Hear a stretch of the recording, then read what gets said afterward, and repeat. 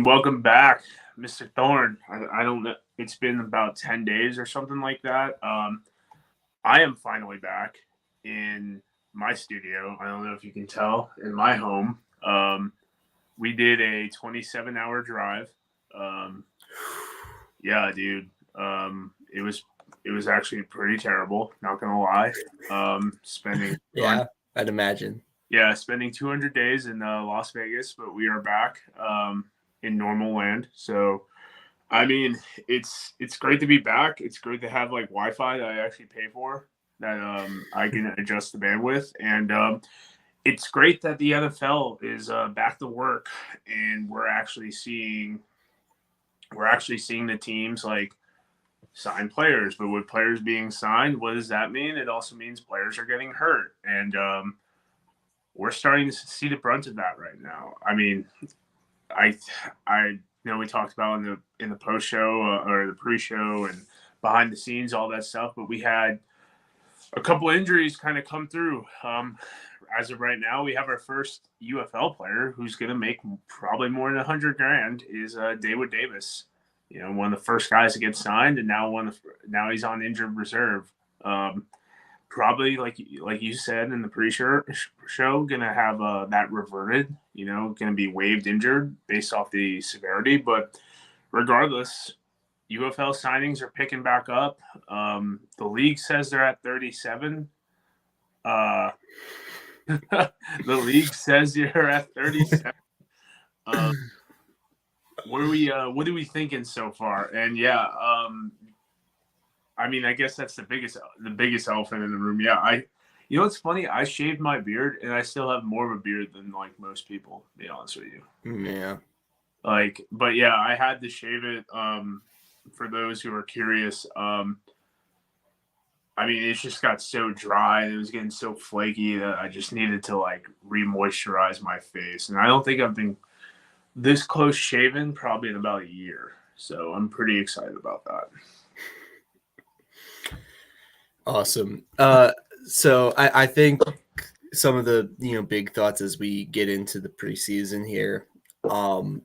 I I definitely think everyone's kind of a little bit disappointed with the amount of players. I think everyone was very bullish on having a ton of players sign, and it looks like we're more in line for a USFL 2023 kind of styled NFL cycle, where they finished I think with 42, 41, somewhere in there. We're in the late 30s now. There's going to be I think we're going to beat that number, but like we're not getting into the USFL or XFL year one, into the high 50s, into the high 60s, I think, for the XFL. That seems like that's probably a pipe dream at this point, because there just wasn't that wave right as the training camps opened up, that I think, at least I think everyone kind of thought it was going to explode out a little bit more. But in saying that, like, it's the numbers still going up. The last week we've had a bunch of signings. But a few guys starting to get cut now. Obviously we talked about Daywood, Nehemiah Shelton, in that love affair between the Jets and the Showboats, bouncing back and forth, it seems like the last couple of years. And Ricky Pearson, kind of a disappointment, injury settlement. So there was probably wasn't going to be healthy for the preseason, and they just said, okay, we'll open up a roster spot there. But yeah, I mean, like, I think this has been a weird cycle for me personally. Like, I feel like, especially because, for those who don't know, I spent, the end of the regular season trying to predict who was going to go to the NFL, and I was way off. and I, there's certainly, we can talk about it as we go player to player, but it's just been like a lot of guys that I just wouldn't have expected to be like NFL guys, and a lot of guys like like an Anthony McFarland or a John Trey Kirkland or a Mike Rose or a Jonathan Garvin that I thought were like obvious NFL guys, are getting almost no looks right now, which I thought was kind of wild. It is a little bit upsetting. As I have your master spreadsheet pulled up, so from August 4th to the end of training camp, there have been last year there were 42 players that earned contracts. The percentage is very low of who actually stuck. Nehemiah Shelton last year was one of those guys. He did spend some time on the practice squad. Brian Hill spent a week on the practice squad. He was one of those guys. Nate Meters kind of bounced back and forth the practice squad. And then Bruce Hector, honestly, is probably the biggest named guy who about a week into this season, he actually, and DJ Montgomery, both of those guys ended up with games and whatnot. Matt Hankins was another guy back and forth. EJ Perry back and forth. Ginda back and forth. And then Arnold Tarpley after the season. We'll get a few last week and then into the season, but it's like you're not really counting. Like that's gonna be like a couple. It's not. You're not like thinking that's gonna wildly change the like area code of how many guys are getting signed. Yeah, you had an AJ McCarron last year is like a great example of guy gets signed in October. Yeah, I think AJ is kind of that anomaly because I feel like he had more of a choice of where he wanted to go. But you also did have in my opinion, I think this number gets inflated a lot because of specialists. Now it becomes once the season actually starts, it'll be specialists. Like in 2022 was a great example. You had Brock Miller get signed. I remember late in the year, Taylor Bertolette, he got signed, appeared in some games. Former Breaker, Mitch Fabroni, still in the league. He was a late signing. And then Tucker Addington, both years, appeared in games and ended up playing a decent amount. So, we'll see what happens. I mean, I'm always big on the specialists. Like Brad Wing was a guy who got signed late last year, appeared in 3 games, he was gone. And then Brandon Wright, he spent a week on the practice squad. USFL last year only had 2 players that get signed mid-season, which didn't get signed during the actual regular season. But I mean, there's some guys that, I mean, you got a guy like Ginda that's hurt. There's some guys that I could see, kind of making cameos with teams late in the season who have the experience, who have been around those teams, those coaches that can kind of just come in for a couple weeks where guys like, hey, if we got to elevate the guy, we feel okay about this. But with that being said, first off, let's get into the signing cycle. First one that we're going to talk about, Malik Fisher. He played in the game. What no one really talked about Malik Fisher is, he's a Villanova guy, FCS player. But the coolest thing about him is he was an alumni academy guy.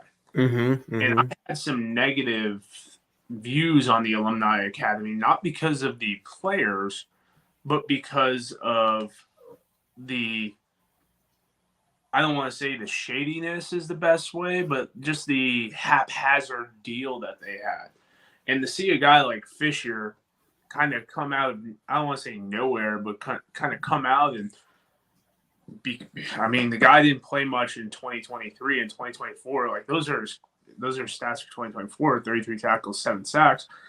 I mean, not a bad shot, man. Like not a bad thing for the program at Villanova. DC didn't have the best year last year, and they look pretty, like they're doing a good job transitioning guys to the NFL right now. I mean, I don't know if he makes the roster, but I mean, just good for him to be an alumni academy cast off to be relevant now, to be honest with you.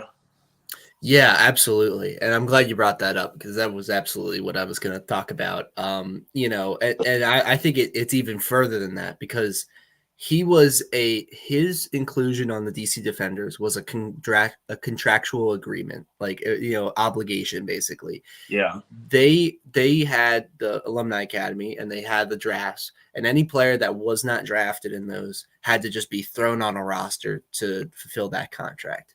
Malik Fisher was one of those guys, and DC in general, got the most out of those assigned guys. Nadar Rouse has played there 2 years. He was also on that. I think those are the 2 that have really stuck around, off the top of my head at least. And so Malik Fisher goes from a guy who's an afterthought in camp, wins a spot on the roster year one, but is just basically like inactive most of year one. Like he's like their fourth, fifth edge on any given week. Played well, but very limited, times. Sorry, my cats are going No, crazy. dude, cats are cool, man. All right, I think you're good. And then year two, we see some, we had Panasuk retire. We saw guys like Davin Bellamy really start to slow down, and suddenly like there wasn't like a giant great rotation of edges last year. Malik Fisher comes out of nowhere and is the guy last year, 7 sacks, had a great season, really stepped up. DC, I think more than anyone, I feel like they exemplify what spring football should be. Like they're the platonic ideal when it comes to these guys, because they'll get the Lucky Jacksons, they'll get the Chris Blairs, the guys who are like probably never going to see the NFL again.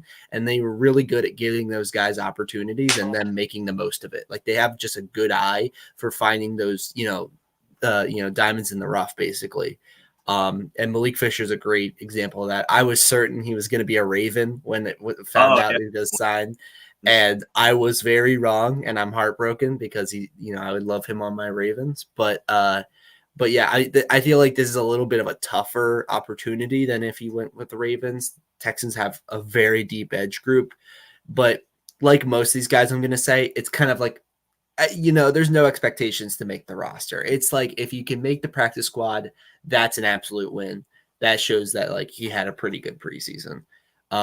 And was able to beat out a few guys for that spot. So I'm really excited. He's one of the guys that I was absolutely rooting for to get a spot, a guy I thought was going to get a spot too. So I'm really excited. Probably the most I have to say on any of these guys. I'm just a really big fan of Malik Fisher and his story.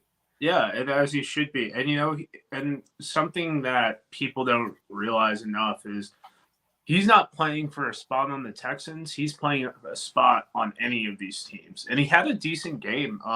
His preseason game,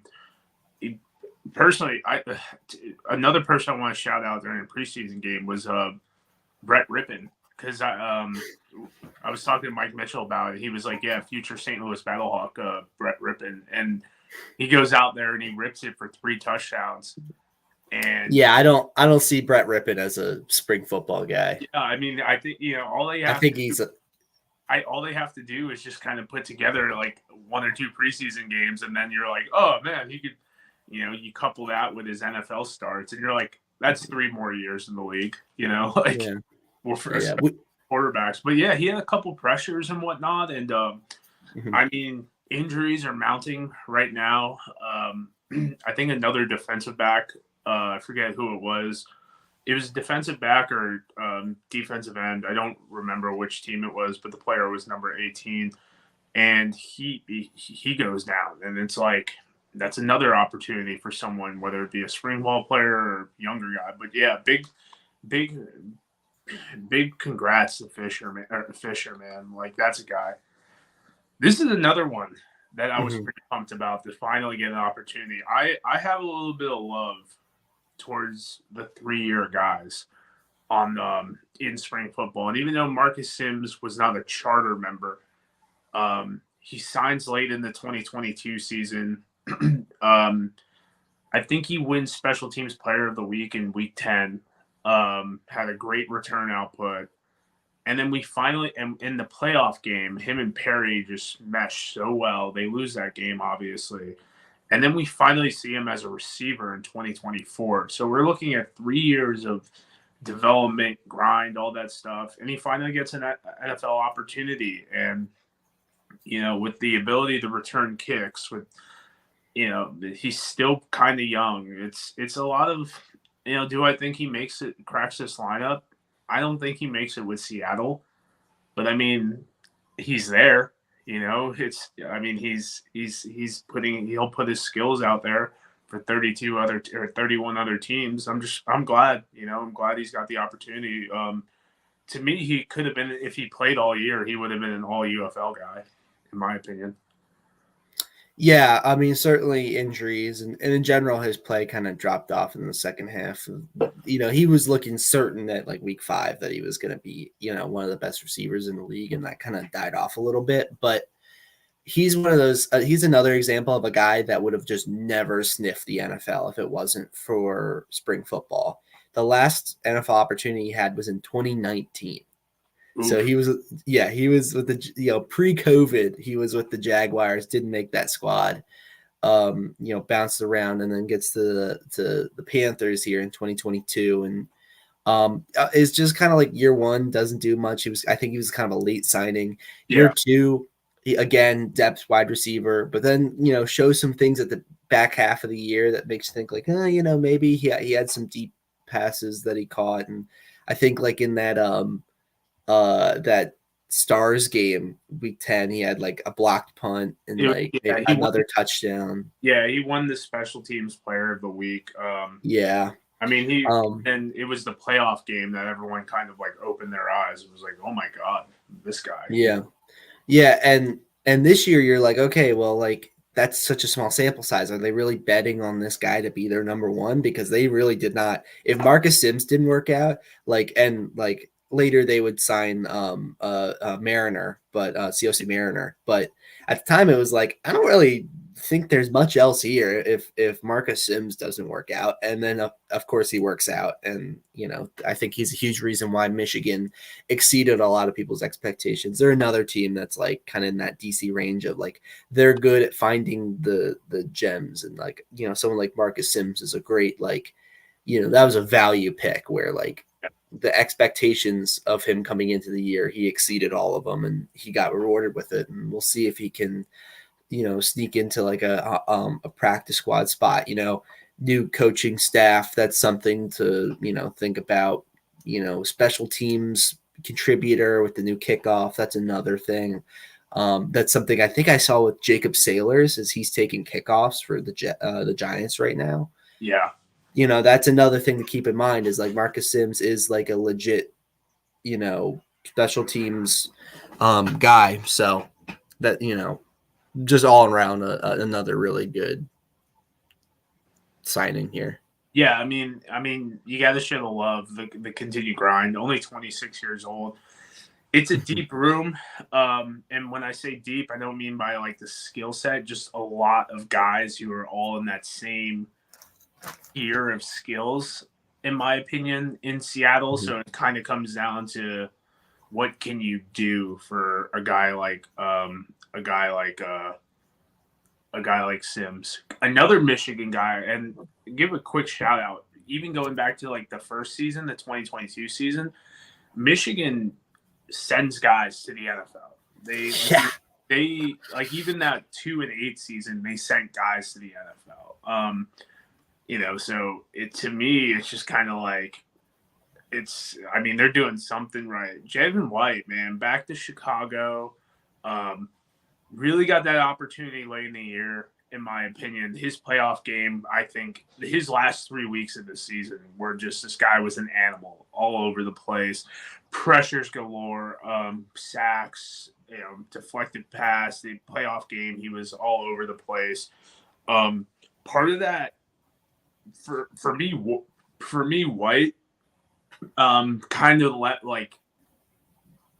it just seemed like, I don't know the actual stats for this, but we don't talk enough about like what Breland Speaks does for the other side of that defensive line. And they kind of rotated Wilkes and White and Daniel Wise, but it seemed kind of like when Speaks wasn't having a statistically good game, there was always another Michigan defensive lineman who popped.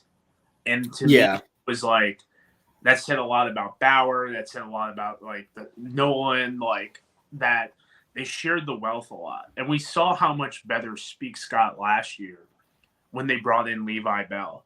And I think Bell had 4 sacks in 5 games or something like that. But just we see that other side of the defensive line, how much better they get when they do have a half decent player. And White took advantage of his opportunity because Wilkes got hurt, Bell got hurt, and then there were some injuries to Wise. And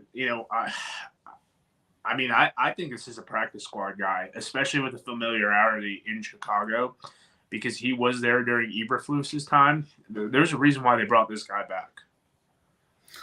Yeah, and that's something that I really point to with this is that like there's a history there. I'm not I'm not as high on Javin White. He's not a guy I was really particularly like thinking was going to be an NFL guy.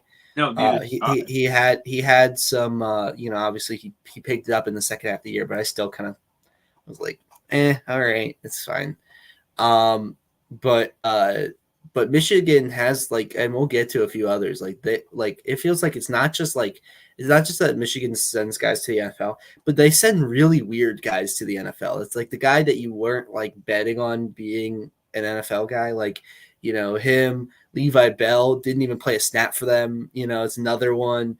They've got their wide receiver 4 in the NFL with Samson Nakua signed a couple days ago. So like, I don't know what voodoo magic they got going on over there, but they just seem to like find like they just have gotten lucky with having. It's like they haven't even really killed their core. Like their core is like basically still there, but they still have by far the most guys in the NFL. So it's just an interesting thing, I think.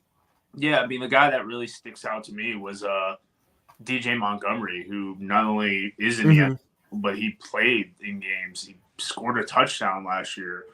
And this is a guy, that guy had NFL experience prior, but he, it was kind of just like COVID season 2019, where like COVID, if you looked at someone who they thought had COVID, they had to not dress you. So this is a dude, like, I mean, does he make the practice squad? I think so because of the history and whatnot. And there's a lot of raw athletic ability, but once again, like Michigan continuing to crush it in the NFL, the UFL, the NFL cycle, man. Pushing on to another guy. Birmingham continues their run of sending guys. Kevin Austin Jr.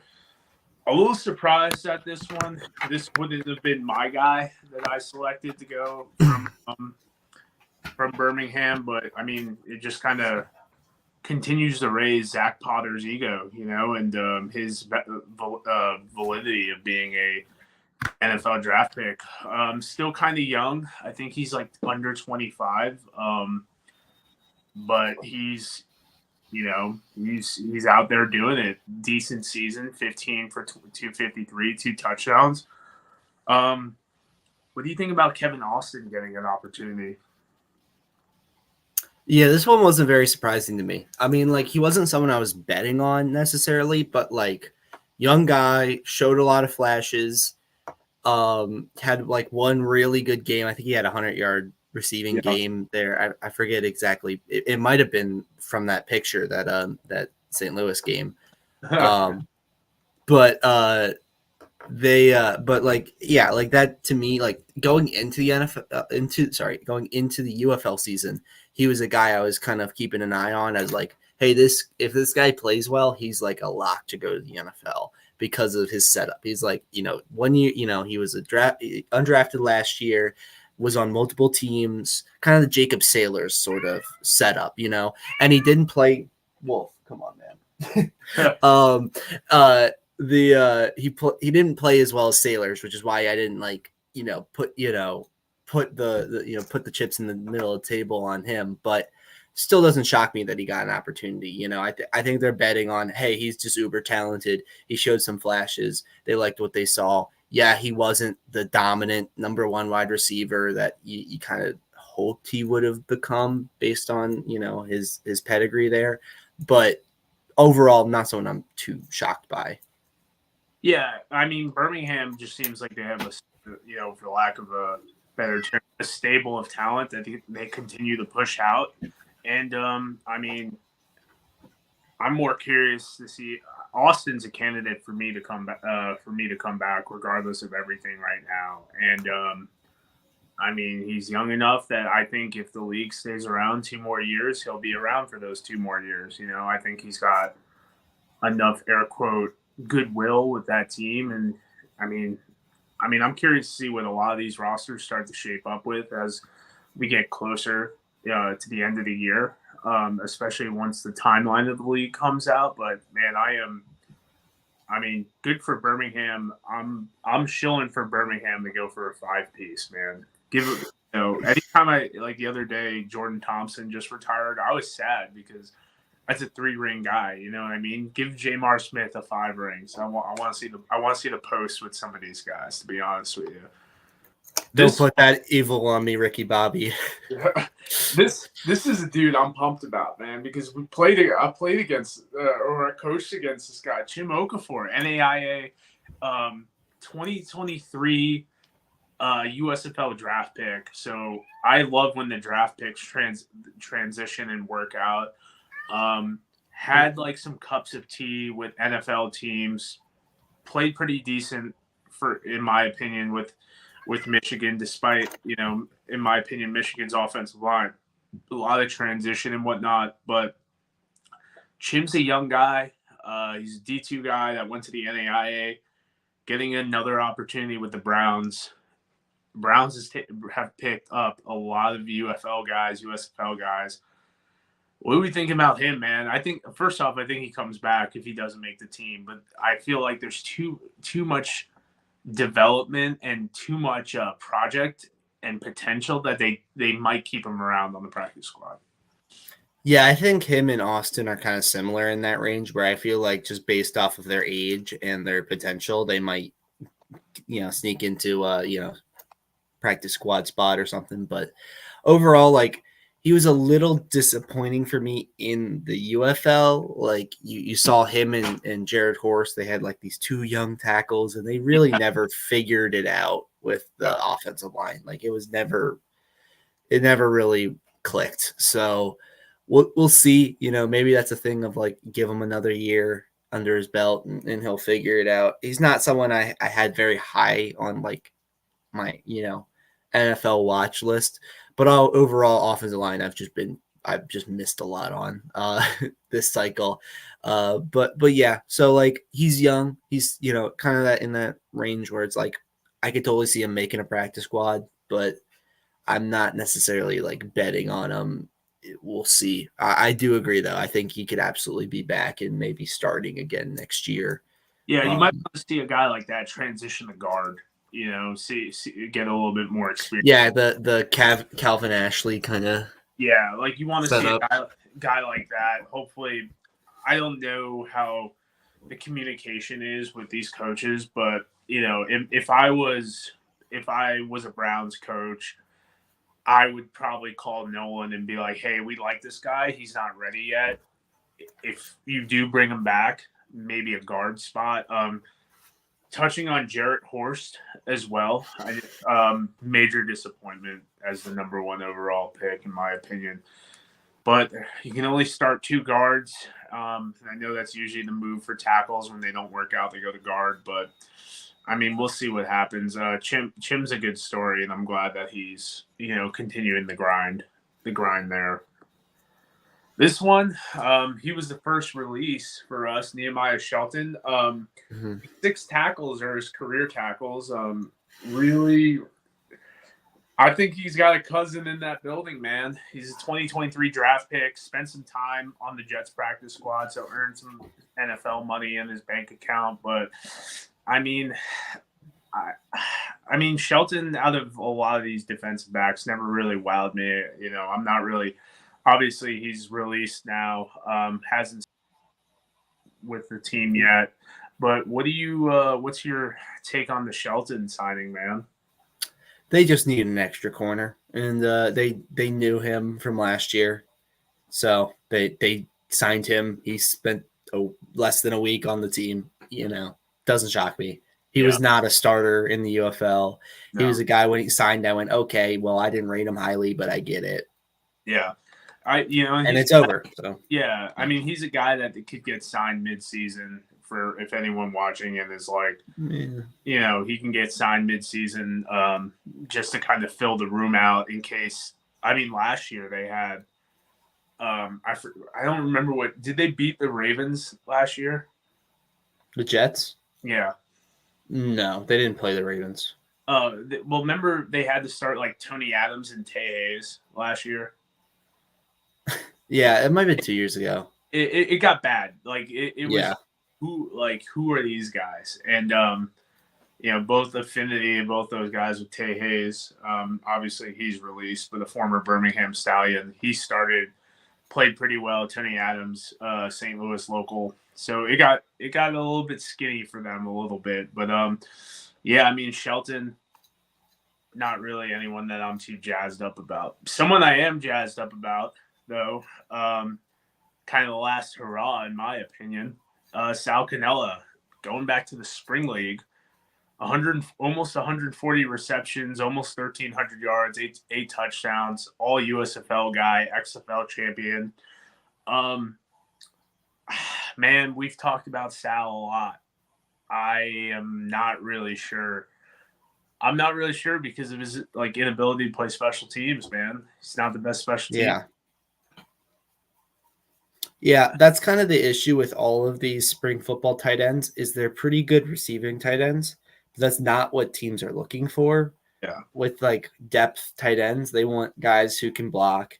And if you can catch, great. But if you can't, whatever, we just need an extra blocker, for 3 tight end sets, like that sort of thing. So yeah, just not, not a guy I'm betting on, but I would love to see him actually get on a field, that was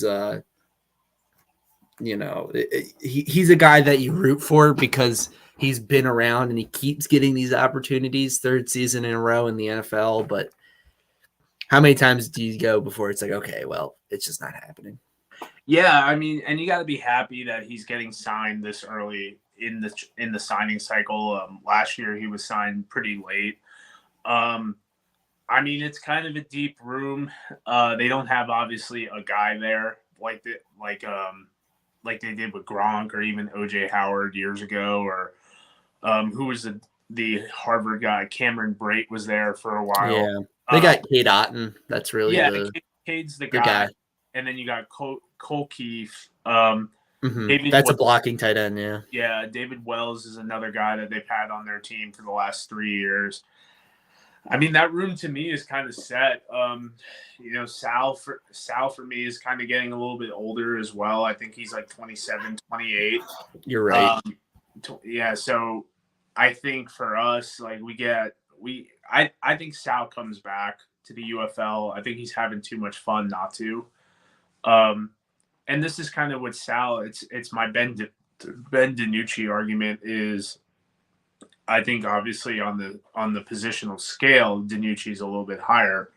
But with a guy like Cannella, it's like we saw this step back on the brands of these players that was promoted by the UFL last year. Can Cannella use the UFL to post his brand, his clothing line and whatnot at that point and keep having eyeballs on him to get people to, and I hate saying this because it's very superficial, to up his fault. Like, I don't know the financials of his business, but I mean, at that point, if I'm him, I'm playing football to get more clicks on my page more than anything else. And, I mean, we'll see what happens with that. But in the end, I'm pretty high up. And, tight ends have done pretty well in the UFL between as far as getting opportunities. I mean, John Lewis talks about Cole Hicatini getting some looks. I rate Hicatini higher because he does have the NFL experience.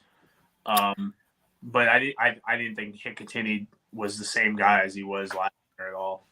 Yeah, I'm gonna disagree on that. Cole Hicatini, when I saw that tweet by Aaron Wilson, I was like, huh?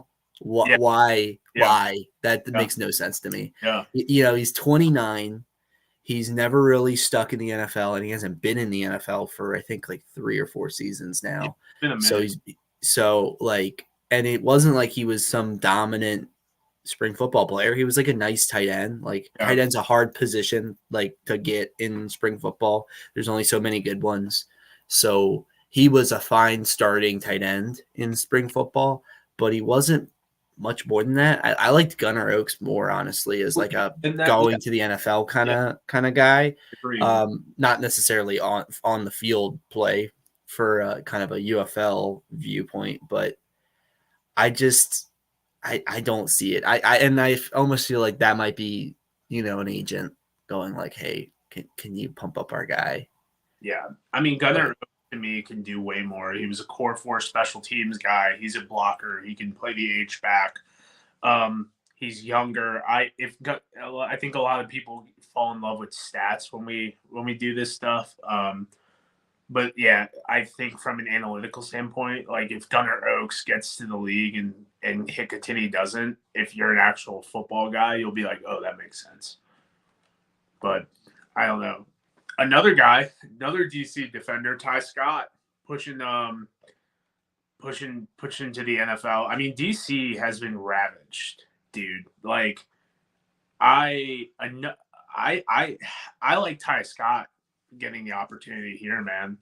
Um, I mean, they lost Lucky Jackson, Chris Blair, Josh Hammond to the NFL. Um, and then the Hammond obviously retires, takes a coaching job. And then as DC goes into the offseason, I mean, it's already, Von Hutchins got his work cut out for him already. The odds are one of these guys makes it to the NFL for a little bit. The odds are that one of these guys retires, but DC already just middle finger like to Von Hutchins. Like, let's, good problem to have, but I don't know. You still want to win games at this level. yeah, they're gonna have to start over. Like it's time to blow it up, kind of thing. Yeah. I think uh, maybe you can try to make it work for another year, and like try to just kind of patch holes. But I feel like at this point, like you've got to get competition in there for Teamu. You've got to understand that, like, hey, some of these starters, I mean, they had that problem last year where, like, they were starting guys like DeMarcus Hayes because he played good the year before, but he was never good this year. So, and eventually he ended up getting cut. Um, but getting into Ty Scott, another example kind of in that Malik Fisher kind of mold of a guy who was overlooked but made the most of his opportunity, and DC facilitated that. And I wish they would have played him more in the beginning of the year. That was very frustrating, especially when they were starting, another guy on this list in Brandon Smith, who I don't think was good at all last year. Ty Scott, I think, is a guy who I really believe in the upside for. I think he's an NFL guy. I think he sticks. But if he doesn't, then you're getting one of the guys who's going to, I think, take a jump next year to being like one of the best, in that John Trey Kirkland. What's another good example? Those kind of top Hakeem Butler. I think he could be in that tier of wide receiver next year for DC if they get him back.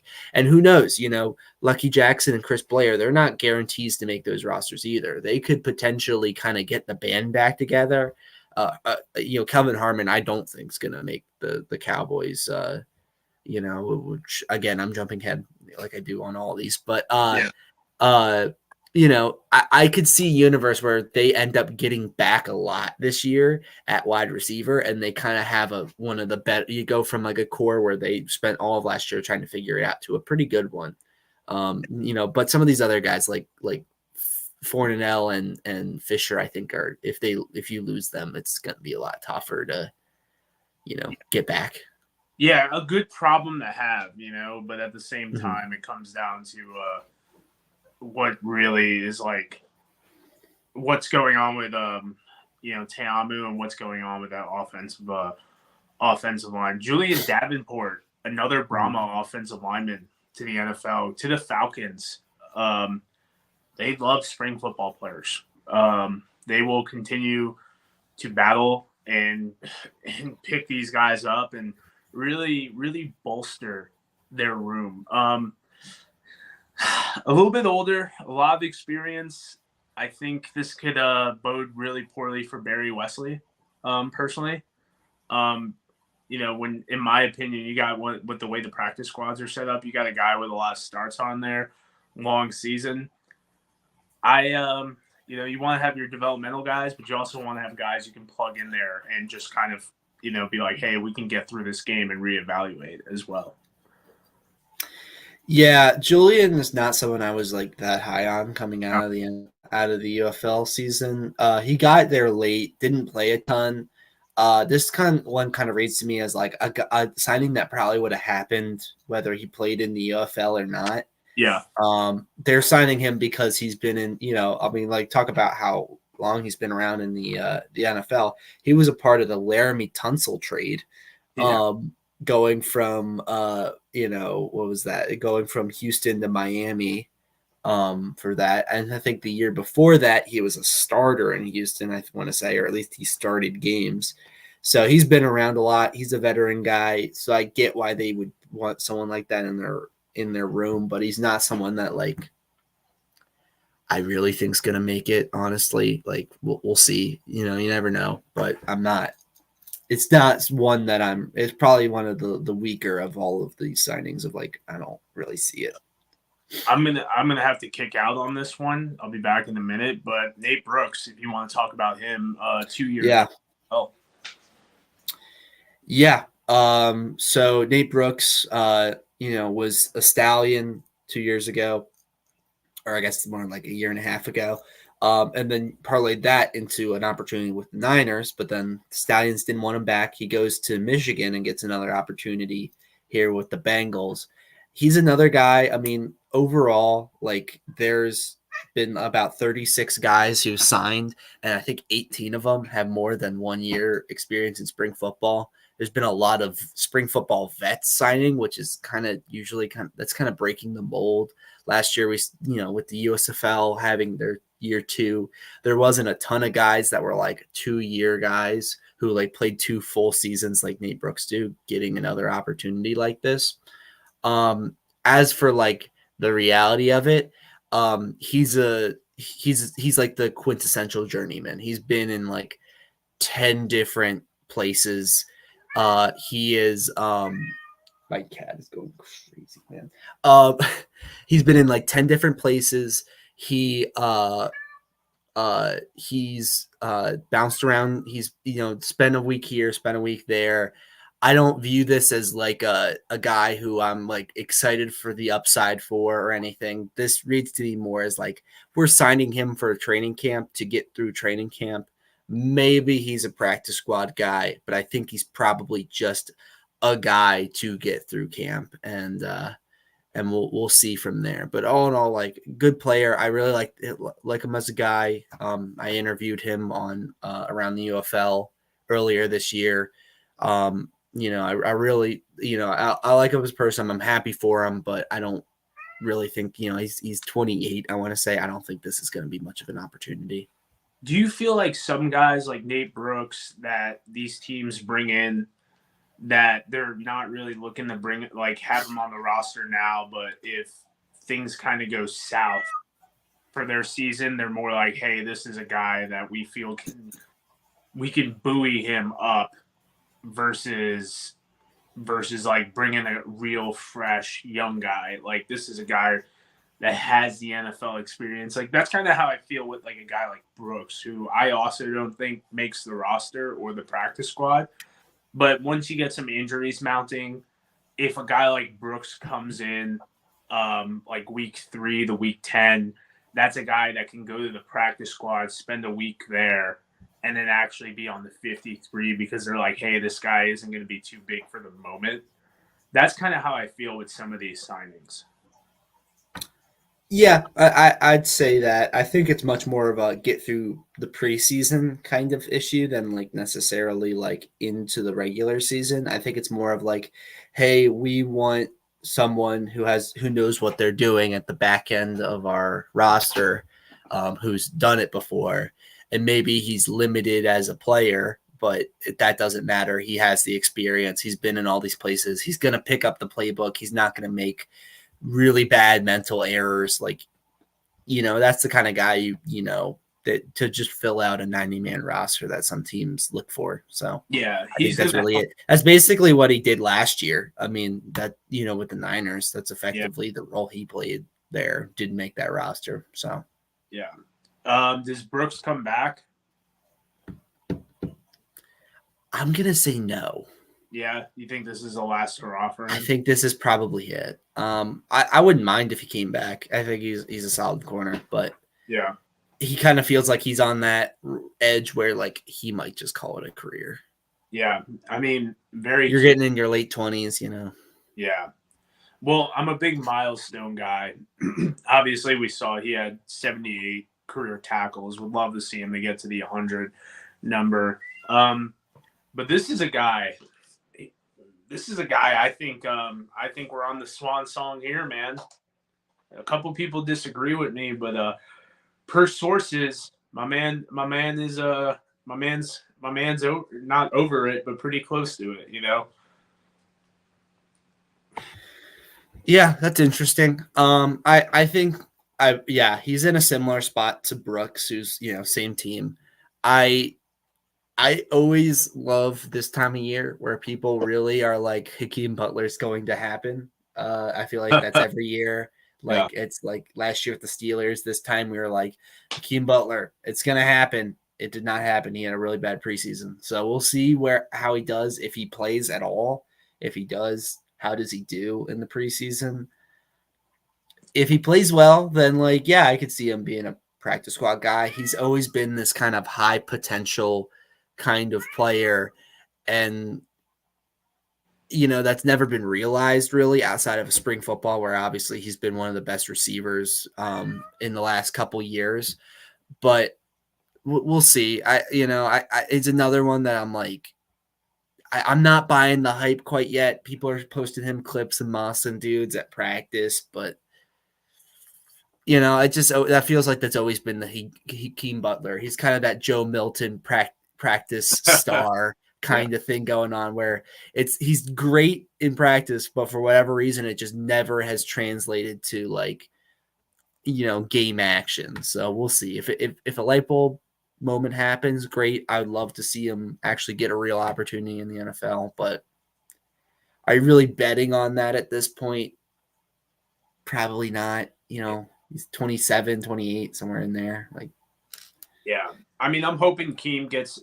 Um, two spring football players that got opportunities late in their career were Chad Hansen and Kiki Cutie Mm-hmm. when they played on the Texans, where they both had like 100-yard games and then nothing ever happened. I really love for a guy like Butler who has struggled and been through a lot, CFL to the XFL to the UFL. I'd love to see like week 16 depleted roster. Hakeem Butler goes 9 for 121. I think that'd be, and then like we never hear of him again. I think that would be a very realistic career arc. But I mean, I will say this, that it doesn't matter too much. But when he was with the Steelers, he was number 21, and then this year he's number 82 for the Bengals. So they gave him a decent number. You know what I mean? So I don't, that might be an indicator. I'm not really sure, but I did see that he was going with the twos, like Drake Browning was throwing him those passes. So to me, that means something. But there is obviously a lot of upside here. But I'm pretty adamant that if Butler doesn't get signed, he's out. Yeah, probably. I think this is it. Which once again, another guy who's chasing a milestone. 100 receptions. Not many guys in spring football eclipse that. Houston's first guy. What to talk about Houston? What did I said 7 draft picks they would sign? What are they at now? I think it's 5. Man, I can't even keep track, dude. Like they're at 5. They're at 5. Yeah, I mean, they could sign another 4 if they wanted to, also. So yeah, they released 18 players so far. They've released 16, brought in 18. Lose Thomas now. I mean, guy with a little bit of experience in the NFL. I mean, does old Willie bring him back? I could see not. Just because just because Lewis wants to make his own team. So I wouldn't be surprised Keandre gets cut and then he's with Birmingham or something like that, or Michigan. Yeah, I was gonna say he's too talented to not be in spring football if he wants to be back in spring football and is available. Yeah. I really like Keandre Thomas. I think he was one of the most underrated players last year. Mostly because he was hurt and he didn't play the full season. So, he came in a little late, but he was by far their best, probably their best player straight up, like on Houston. There's a few others, Kiki Chisholm had some moments, there was a few guys on defense, but Markel Roby probably, maybe gets that, but Thomas, he was legit. He's a guy I actually really believe will make a practice squad spot here. Carolina also is a team that they need all the help they can get. So it wouldn't shock me if, a team like that, another team with a new coaching staff, maybe, their guy more than the guys who have stuck around from before. We'll see. But I'm excited. I think this one was one of the better, or the ones I'm like, okay, I see the vision. I saw this coming. I'm really happy Houston finally got someone to sign, because I thought if it wasn't Thomas, it was probably nobody. Yeah. So that's good. And yeah, I think that's pretty much all I have to say on that. Well, it's funny because they've had both two of their quarterbacks work out for NFL teams, and yeah, that didn't mean anything though. Oh, sorry. That was just arms for receivers that they were actually looking at. Yeah, and something Keandre Thomas was just waived 10 hours ago. Oh, he was? Oh no, I did not see that. Yeah, they brought in Anthony Brown, the cornerback. Oh, that's brutal. Well, pretend I didn't say any of that. Yeah, no, he's definitely not making the roster. Definitely. Yeah, that's brutal. Yeah, that sucks. I don't know. They brought in Anthony Brown, was it? That makes sense, vet type guy, but that sucks. Probably just because he was the new guy. They didn't have a full off season with him. Didn't really get much of an opportunity. That really sucks, though. Yeah. Well, now you'll get your answer if will get brought back or not. I think they will, though. They need. I hope so. I mean, I hope so. He's too good. I think that'll be a thing. I hope so. I like this one. I actually do like this one. The Jets have been very weird about their QB3 this year, and with the Jordan Travis injury, the athletic ability of Amart, their QB3s have been they had Ben Bryant, who I know he's not a small school guy, but that's not a guy that I feel like there's bigger name quarterbacks that you would bring in. I think he could sneak in personally. Yeah, it really depends on how long Jordan Travis's injury is. If he's more like a mid-season getting healthy thing, or if I don't know what the timeline on that is, honestly. Yeah. I think Martinez could absolutely stick around until Travis gets back. Yeah. Once he gets back, it's over, though. The second he's healthy, that's it. And that's why it's tough, because his shelf life, it's not like a thing where it's okay, well, they only have 3 quarterbacks, so he's QB3 until they sign his replacement. But I just think, I'm just glad he's getting a real opportunity. We'll see how he does in the preseason, see how much of an opportunity he does get. Obviously, Rodgers isn't playing, so it's going to be Tyrod and him pretty much, unless they have do they have one other quarterback on the roster? No, they're rocking 3 2. Yeah, 2 in the preseason then, because Rodgers is never going to play in the preseason. So then, yeah, that's unless they're going to do the thing where they give Tyrod the whole game. I think Martinez has a pretty good shot of at least showing hey, listen, I can. I could be a practice squad guy for some other team, as injuries happen. We'll see. He's certainly uber talented. I think he's going to flash that in the preseason, like he flashed that in spring football.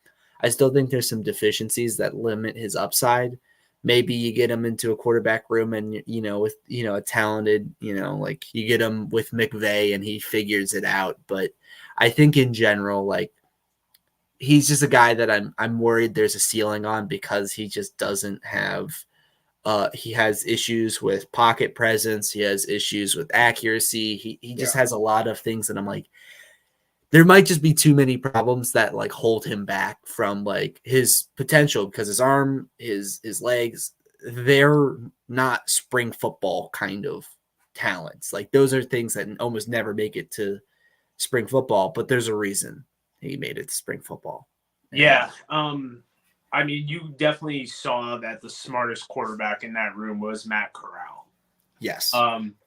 And with the access the UFL gave us, I mean, to me, like, you're watching it and like you just knew Corral knew what was going on, like 100%. And I mean, Jamar's been in that system for years, so Jamar knows what's going on. And there was a lot of, and I know Beck kind of got mean for it, but like he wasn't wrong. Like they just ran slants. And when they played them, and like if it works, don't fix it. If it ain't broken, don't fix it type thing. But like, I mean, do I think Adrian Martinez plays in games in the NFL? No, but I definitely think he's a 2-year, 3-year guy on the practice squad. And I mean, who knows, man? Maybe he does enough to kind of get Detroit to start looking at him again. I don't know, but I do like this opportunity for him to play. I think it'd be criminal if Tyrod plays more than a couple snaps in the preseason. Because I think it's a disservice to him. I think he's earned the right to kind of relax during the preseason, and two, taking it away from other guys like Martinez. So we can close our eyes and see Martinez have about 100 pass attempts in a preseason, which you figure it out in 100 pass attempts, dude. Like you got your opportunity. And the real question is and I was talking about this, is like since 2022, we really haven't had any of these spring football quarterbacks do anything. Yeah. I mean, it's been buoyed. 2019 was Garrett Gilbert, John Wolford, Logan Woodside's even stuck around a little bit. 2020, it's been PJ Walker, Taylor Heineke show. I mean, since 2022, the only quarterbacks that thrown passes in an NFL game is AJ McCarron.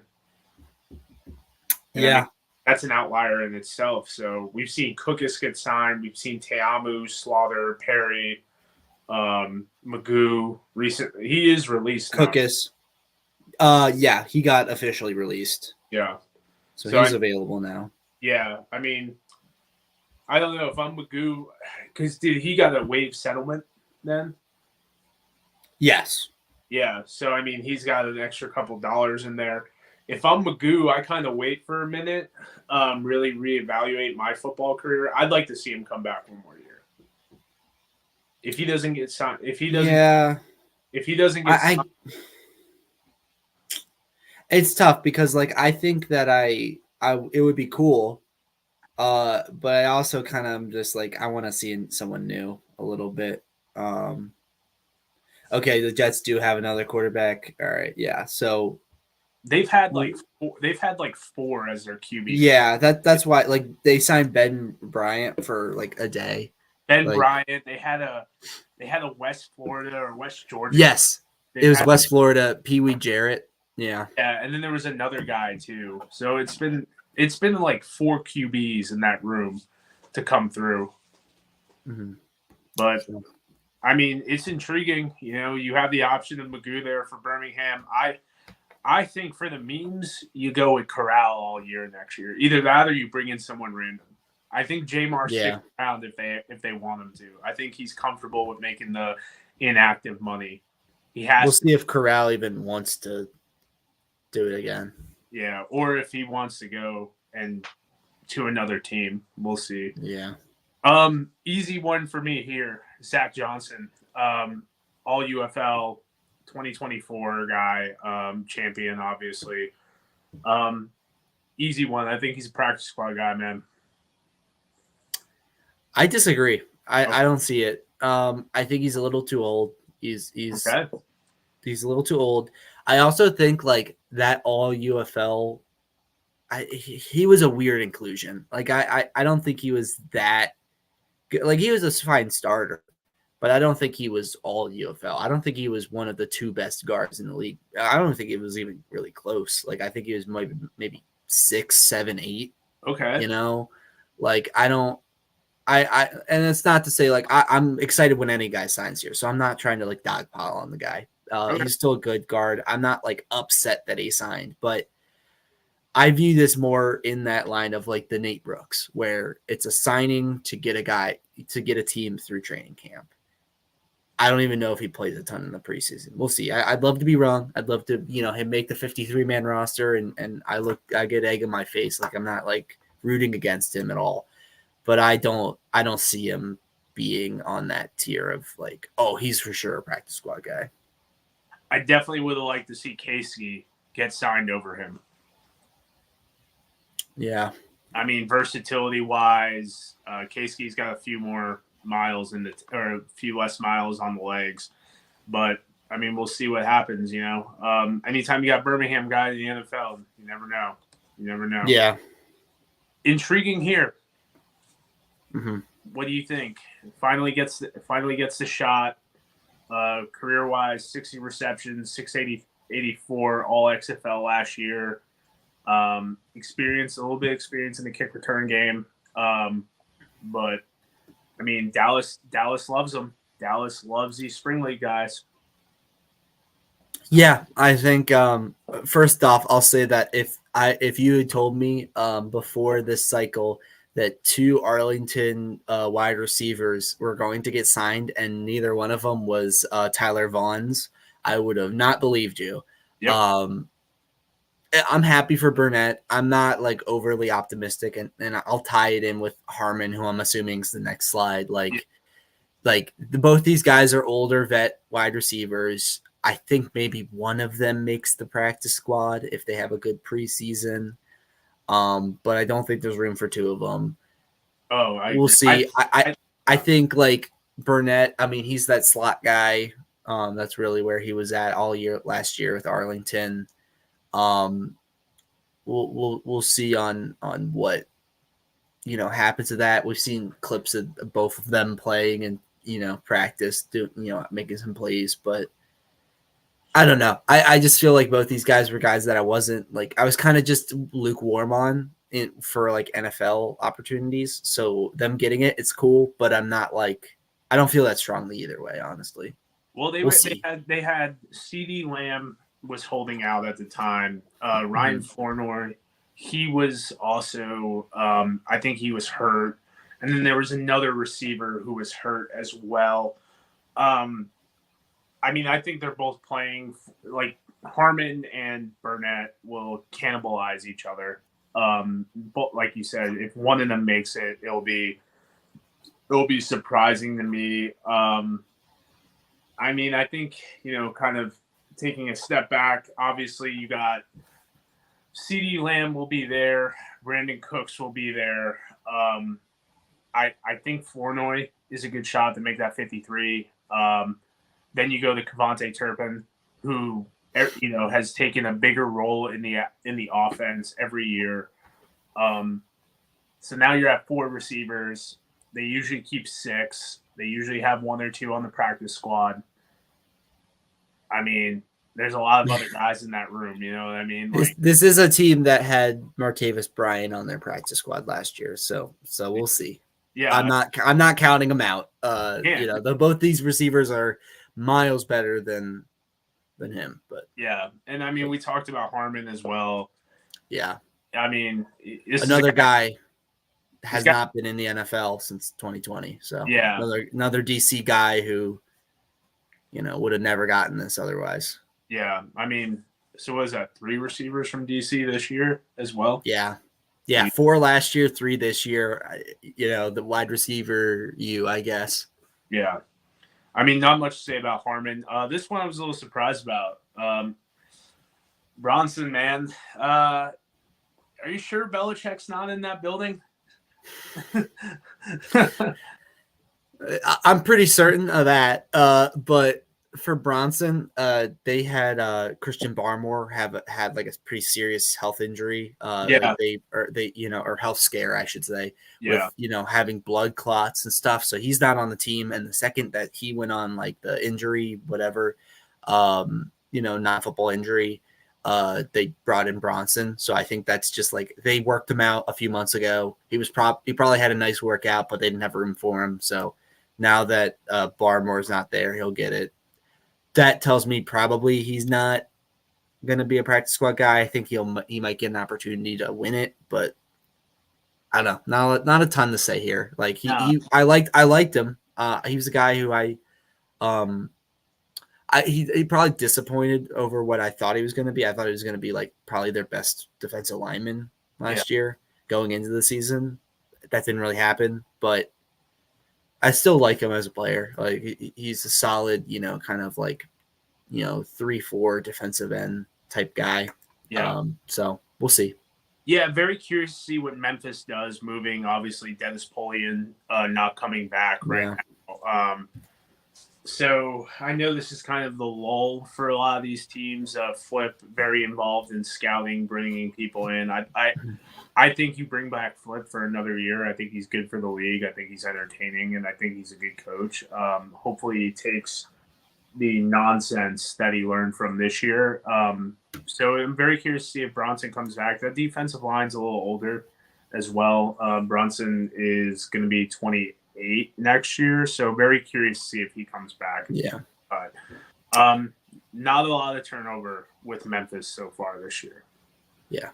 We talked about this young man a little bit. Weird season, weird turn of events for him. Didn't play down. This is our 2022 Devin Hafford signing where you're like, yeah, like you can only find one picture of him, and that's walking to the field.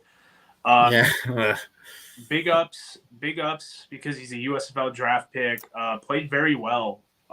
He worked out for the Ravens, and I was like, this guy, they're going to try and make into a fullback. He played a lot. Yeah. Patrick Richard. And I was like, when he went to the Ravens for his minicamp and workout, I was like, I think this dude sticks with Baltimore for at least a year. I think James Larson said he like pulled a hamstring or something like that, soft tissue injury in warmups. Pretty decent stat line in 2023, spent IR. I definitely think Levi comes back. I know they've had like 3 injuries on the defensive line. I wouldn't be surprised if he snuck his way onto a practice squad. Kind of an athletic freak, but regardless, I do think we get to see Levi Bell play football next year. Anyway, I really like the landing spot. Oh yeah. Enough that I think like he probably is like a practice squad candidate, maybe even a likely practice squad guy, because obviously there's injuries that I'm sure you'll mention, but they run a 4-3, and I always felt like his inclusion in Seattle was kind of weird in a 3-4, and to an extent Baltimore too, although they probably were trying to see if he was a fullback. Yeah. Where it was like, okay, when you're 5'11", 270, you're not really an outside linebacker, edge rusher in a 3-4. You're not really big enough, and like you're not really long enough to be like a 5 tech. So like, what's the game plan here? Is it just kind of a guy who you rotate through and a special teams guy? Like, I didn't see the vision there, but as a edge rusher in a 4-3 scheme, I think that's the only way he's gonna make it with his kind of weird parameters where like he's like a bowling ball, which is just very, very bizarre at the position he plays.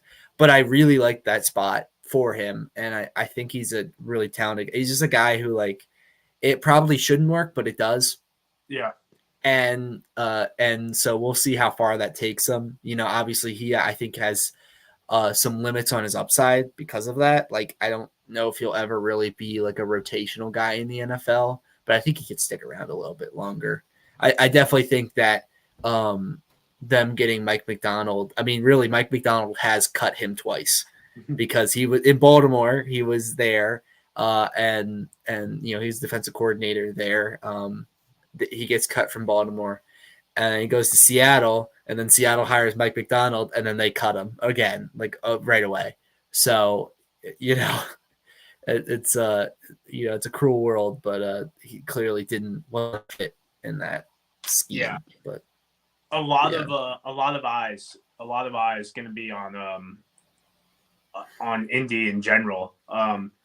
One, because they got DJ Montgomery, Jason Bean's there, Keaton Slovis is there, Levi Bell's there. So we'll see what happens. A lot of spring football fans should be putting their eyes on kind of what's going on. I'm extremely happy for him. I have a good feeling about him, man. I mean, you lose Samson.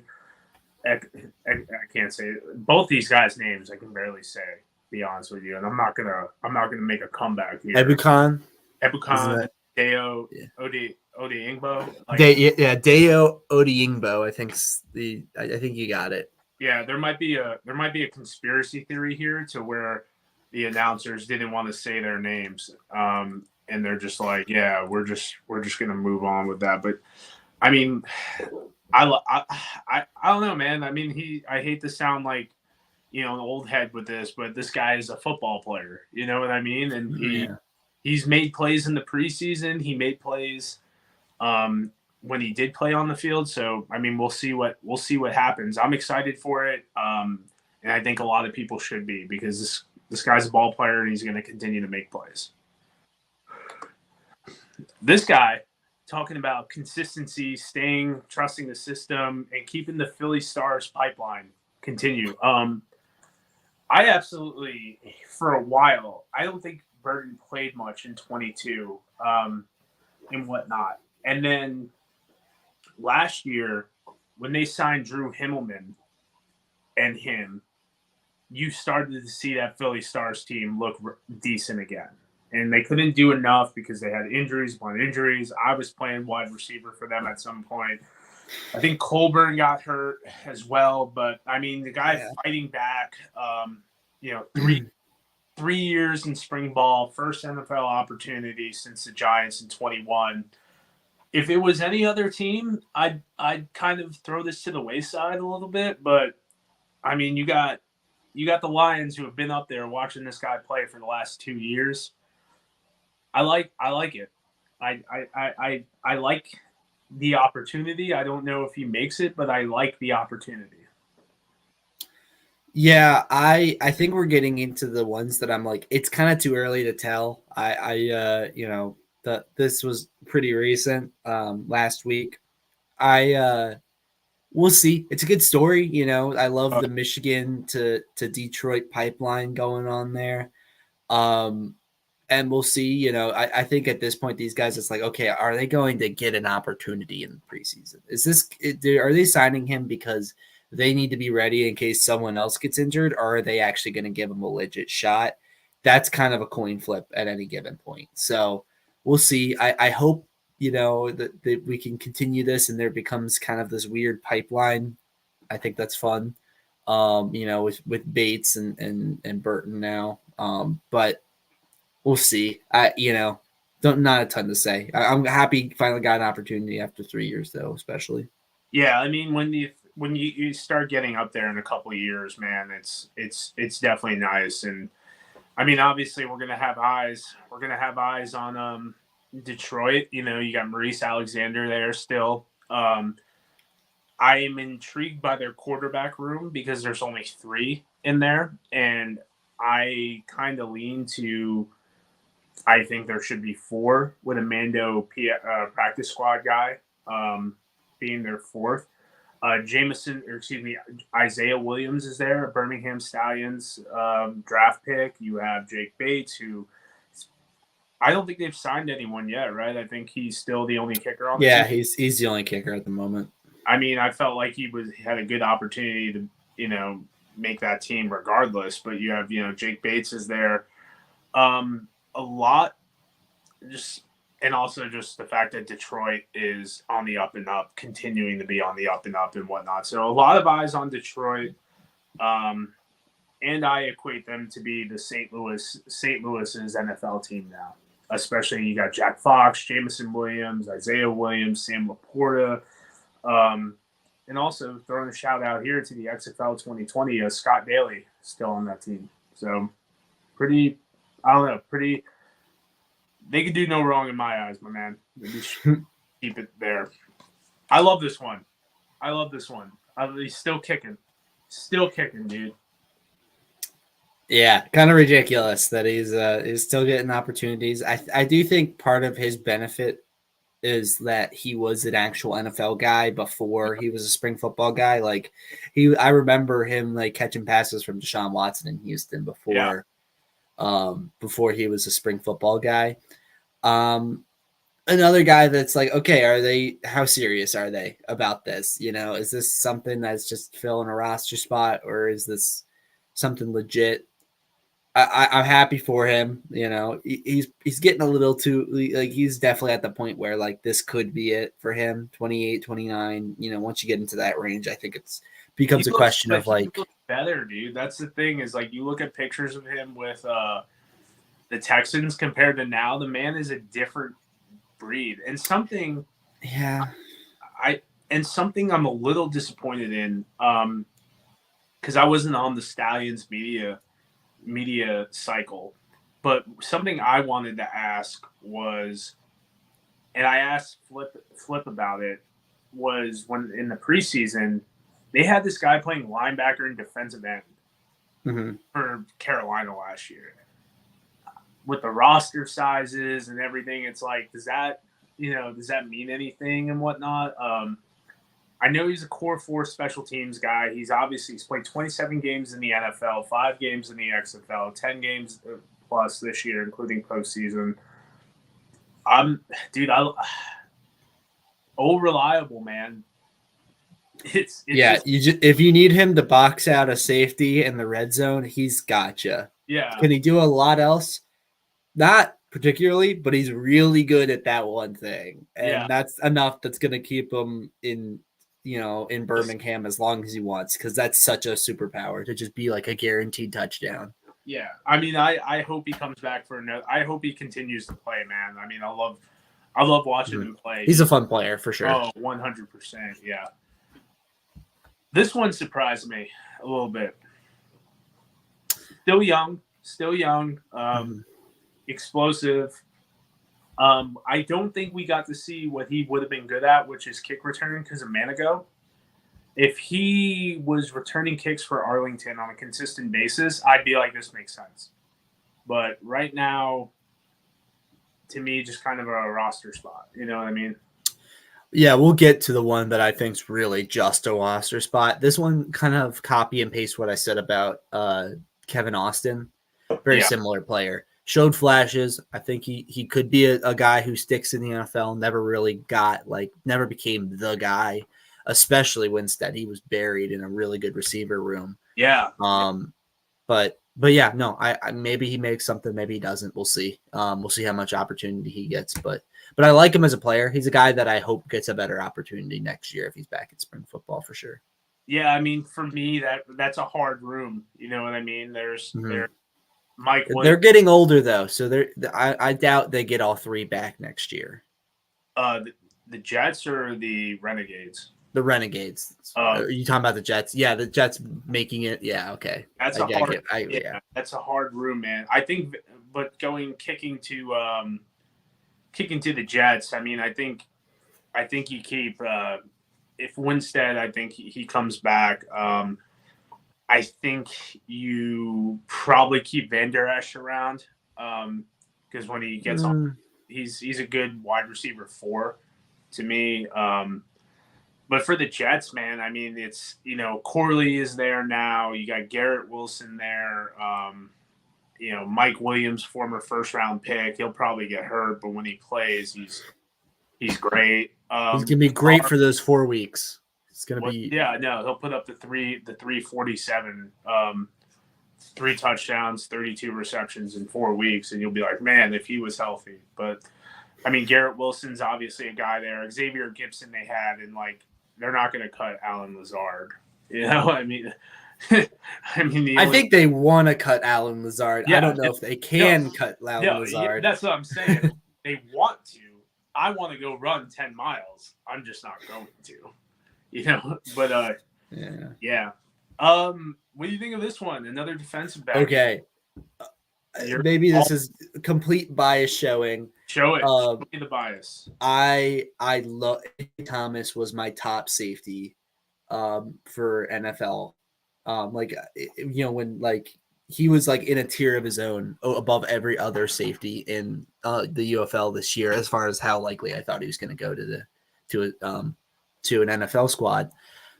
I really like AJ Thomas. He's still very young. He's 24, I think, maybe 25. He has multiple years of NFL experience. He played really well in the spring. Especially down the stretch when that defense was slumping. He was like one of the only guys who like didn't. He was better during that time.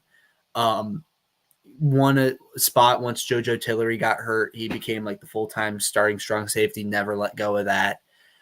I think he's going to make a practice squad. I think he's really good. I really hope. Like I'm rooting for him probably more than any of these other, guys who just signed. Like he to me is like, I think he could be something. And maybe it's a little too late just because he's signing in the early August. That's tough. But I really like AJ Thomas. Yeah. They only have three free safeties on the roster. They do have a guy like Brendan Schooler, who's their new Matthew Slater, that he sticks around, in my opinion. New England's a fun team to watch. They've kind of dabbled into the spring football cycle a little bit. They've had Tucker Addington there, Tay Hayes there. Jeremiah Farms has kind of got into the rotation, an NAIA guy with a good story. Mike Purcell, they recently signed, one of the top earners, by the way, for spring football. Purcell has been around since the AAF, and he's kind of one of those guys we don't really talk about too much because he's been around since 14. He's a recent signing, and I think if you sign Mike Purcell this late in the rotation, I think they had some talks of like, am I coming in to be a camp guy or do I have a job type thing? Obviously, with Michael Petway there, they signed him to a 2-year deal, which to me means like they see something in him, or maybe that was a Belichick thing. Not really sure, but with 2 free safeties on the roster, man, I think if he shows enough athletic ability, I think he sticks around, man, on that practice squad at minimum. I like it. He's a guy that I'm excited to see. So I'm in step with you on that. Kick back to Purcell, though. I think that signing kind of kicks Josiah Brunson to the curb a little bit. If he wasn't already going to, yeah. Brandon Smith staying relevant. Unfortunately. I don't have a ton of great things to say about him. He was a solid wide receiver for us last year. Yeah. There was an expectation, him and Cameron Harris coming into the year. Every time they talked to Barlow or Hutchins, it was like these 2 guys are going to break out and they're going to be the ones to lead us on a championship run. And they both were kind of bad. Never really figured it out. I think Brandon Smith got a little bit better as the season went on, but like it was so maddening to watch him go out there and go play an entire game and get 1 target with no catches. And Ty Scott is on the sideline and we can't move the ball. And it's like, what are we doing? He's fine, I guess, as like a, back end roster guy, but we saw Arizona last year do that, and he didn't make any inroads. I think he doesn't make any inroads again here. Yeah. Whatever. It's another name to add to the list, so I'm not complaining, but like, was that the best you could do? Why, Jets, why are you signing, like, Jontre Kirkland's still available? Yeah. Do they realize that like he is still available? You can sign him. You can sign a lot of guys. I'll look at this. I'm on a tear now. Do it. Tyler Vaughns, Amari Rogers, Speedy, Marcus Stevenson, Javonta Payton, Deion Kane, Chris Rowland, Kiki Chisholm, Kiki Cutie, all of them would have been better signings than Brandon Smith. But Yeah, no, I'm the kind of things I can say an hour and a half into the show. yeah, right. Hell, I don't see it at all. Yeah, I even go Trey Quinn, man. Like, sure, yeah. I could have kept going too. Yeah. I didn't want to just list most of the receivers in UFL. Yeah, I could have went Trey Quinn. I could have went, COC Mariner. Yeah, I love COC Mariner. I put it out there. I was like, I think COC is going to be a guy next year. And then I hope that the age gap doesn't hurt him for 2025. As like he's if he does what he did here, I'm like all in. I'm all in on him on being an all UFL guy. Next year, I'm all in on him being an NFL guy. If he gets signed to the NFL, it wouldn't surprise me. If he sticks in the NFL next year, it would not surprise me. Yeah. But, I mean, pad the stats. Speaking of padding the stats, Mahler's legacy is still alive. Yeah. 2 games. I think this is not a family affair. I think that if you really look at Samson Nakua, when he was actually playing, he played pretty well. Can play special teams. Not a bad guy to bring into camp. Mid-season practice squad signing when your injuries start coming up. Yeah, I'm not betting on Samson Nakua to be anything, but I liked him as a player. Like he was cool. Like I thought he was a really nice like wide receiver 4. Maybe he could, take that kind of Marcus Sims step up next year and be like an actual like starting wide receiver in the UFL. Definitely not someone I had on the radar for an NFL opportunity, but it's cool. It's a bit of a story of like, hey, yeah, Puka's brother just signed in the NFL. It's cool. I doubt I'd be pretty surprised if he made it, but I wouldn't be upset. Like I think he played well. I think he's really a really nice, like almost like slot or like kind of short area target. Like he wasn't really stretching the field at all, but he just runs good routes, can get out of breaks quickly. Like, he's good for, I mean, you look at the, he's good for about a first down. If you look, 11 catches, 124 yards, that seems about right. Like he was good for about 11 yards every catch pretty much.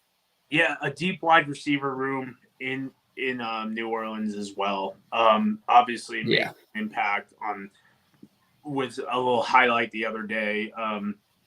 New Orleans carried both Jack Heflin and Nico Lalos last year, 2 XFL guys, so not afraid to have that guy on the roster. They had Kirkland. And too. They had Kirkland. Which makes that even more crazy that he's not, as John said below me, like, I don't get it. Yeah. That's one of the ones that I'm like.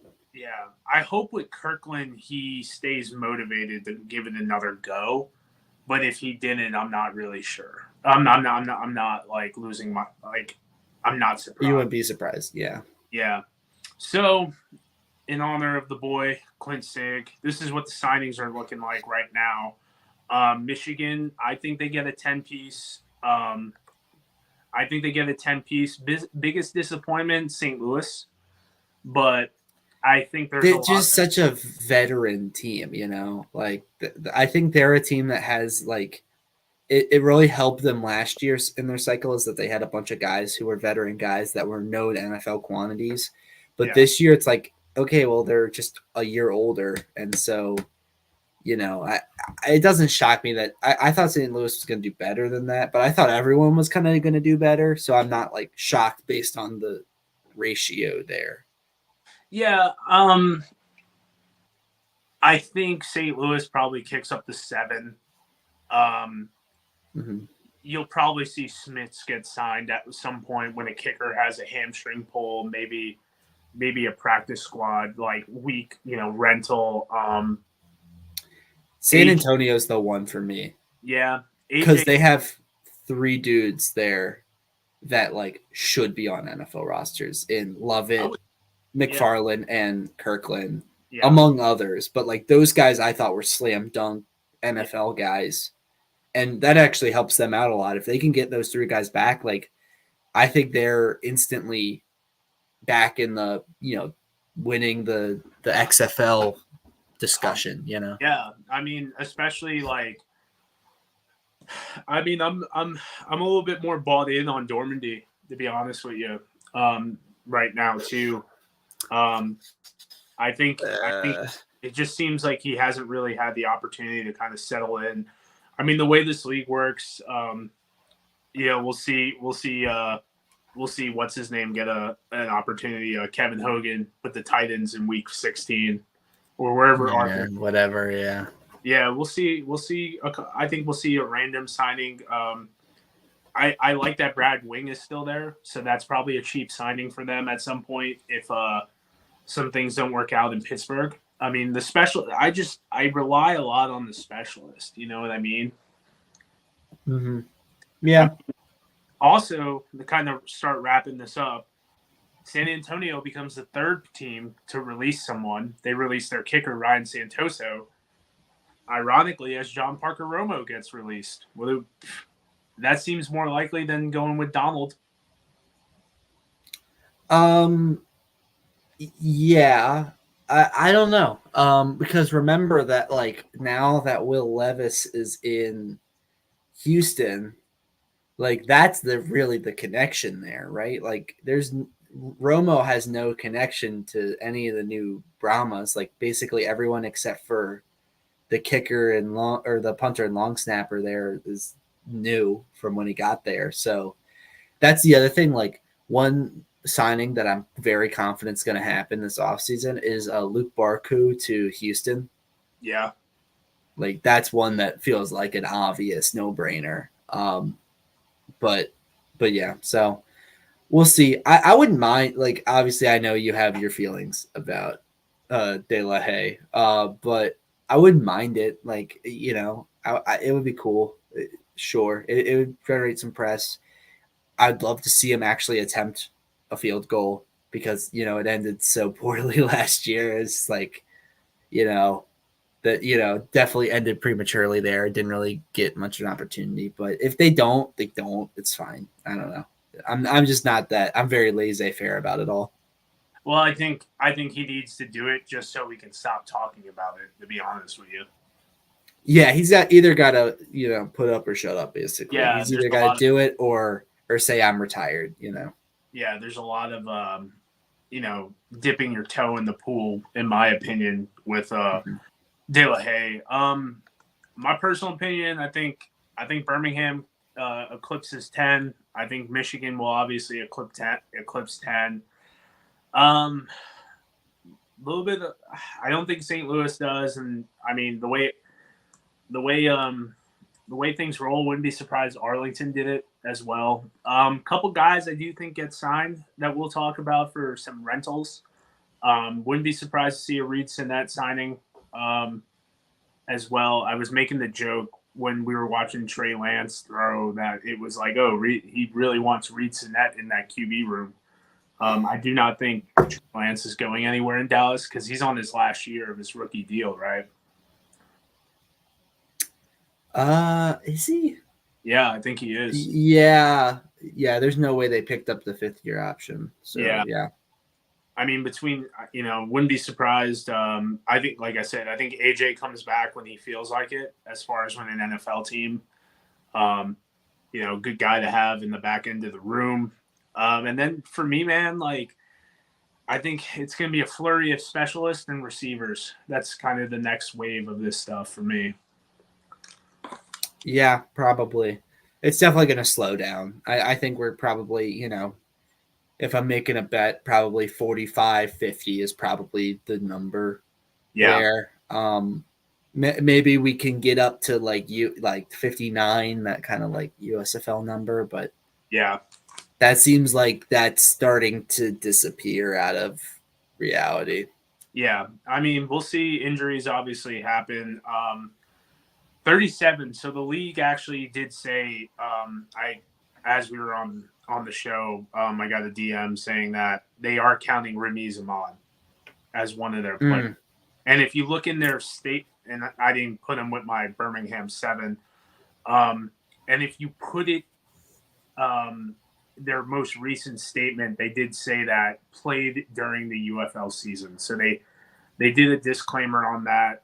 Drew Chrisman working out for the 49ers with Brock Miller. You like to believe one of those guys gets signed. That might inflate the number a little bit as well. I mean, I don't foresee. I have to look at that full workout because something I've like talked about a lot is Ryan Willis got a lot of NFL workouts at one point, and it was when Odell was a free agent. And you notice that Ryan was following Odell because they throw together in the offseason. Mm-hmm. So I don't think that gets talked about enough as far as like certain quarterbacks getting workouts when certain receivers get workouts. Yeah. So I think that's kind of a fun thing to track. Yeah, I mean, I don't really see San Francisco signing a punter, but you brought 2 in for a reason, right? Yeah. I don't know. We'll see. Yeah, but that pretty much covers it, man. Last thing I want to talk about as we go to the thumbnail. Darion Conley calling it quits. Let's just wrap up with retirements real quick. You got Doug Poston. He didn't, he calls it quits. He didn't stick with Arlington this year after 2 seasons in spring ball and a pretty decent rookie year for the Jaguars a couple of years back. Jordan Thompson, 3-year guy, he's done. Damon Lloyd, 2-year guy, he's done. I'm very curious when the league is actually going to start announcing these true retirements. One guy that's said he retired but didn't officially was Scooby Wright. Nothing's really come out about him. I'm kind of done with Scooby Wright as well. I'm curious for the Purge, man. The Purge is very attractive to me. Yeah, I'll be quick about this so we can get out of here. But in general, the more retirements, the better for me because guys are getting to go out on their own terms, and we get new guys. Like that means just new guys are going to make rosters. So it's cool to see guys go out on their own terms, and that's really about it. Oh yeah, that pretty much sums it up. Nothing too crazy on that. Yeah, I mean, I'm hoping we'll get a couple tweets from some Houston players as well that kind of let us know that, like, hey, man, I'm done type stuff. Overall, I mean, we'll try to do this next Sunday if it's worth the time. And it was about 3 weeks between the last two. Obviously, we covered the rookie draft. NFL training. I'm very curious to see when they start ramping up on these signings. I know Houston's been extremely active. San Antonio, kind of moving around. I think the Santoso thing might be a retirement that we don't, since he was talking about moving on to being a commercial pilot and everything like that. But overall, good stuff all around. Pretty excited about it. 37, not a bad number. Like I said, 42 were signed between the 2 leagues last year and this year from this point on. So it is a possibility to get there. Last year, 110 signings between the 2 leagues, 57 in USFL year 1. They count Carson Strong and James Morgan, but I never got an official list from the league, so take that for what it's worth. But yeah, man, biggest disappointment in positions, and that'll be the last thing, as far as what positions haven't been signed. Let me look. So running back's been pretty light, but that's not terribly surprising. Quarterback, I think that's, only one there really that, you look at like a Matt Corral, Chase Garbers, AJ McCarron, Perez, then you're kind of getting into the guys that are probably not as realistic. But other than that, like nothing too crazy. I feel like those are probably the 2 positions that really underperformed, but yeah. Well, I mean, I'm pretty I'm pretty in hard set on the specialists. There have been a lot of specialist workouts, and Bates is the only one that gets signed. Specialists usually are the highest earners with this leagues and whatnot. But overall, man, thank you for coming on. Yeah, no problem. Yeah, I mean, it's been a good time. Good, hour and 40 that, I thought we'd be a little bit less, but we never are. So I don't know. Always happens. Always happens. Enjoy your off day. And guys, appreciate you checking in. If you're new here, like, subscribe. Follow me on Twitter. I'm by Pat Ruffino. Follow Nick on Twitter, Thorn PFN. And then we will see you possibly Sunday, depending on what NFL GMs want to do. But until then, guys, thank you so much for coming through.